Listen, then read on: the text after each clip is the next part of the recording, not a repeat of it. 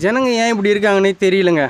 அதாவது ஒத்துக்கிறேன், பொருள் வேணும். ஆமாம், துட்டு இல்லைன்னா பிச்சை தான் எடுக்கணும், ஒத்துக்கிறேன். அதுக்காக இப்படியா?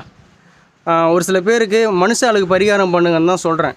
உடனே அவங்க சொல்கிறது, இல்லை நான் வேணால் கோயிலுக்கு போய் விளக்கேற்றுட்டான்றாங்க. நான் சொன்னேன், கோயிலுக்கு விளக்கேற்றது யாரோ ஒருத்தன் ஏற்றிப்பான், விளக்கே இல்லைனாலும் சாமி வந்து என்னை ஏற்றுன்னு சொல்ல போதில்லைங்க.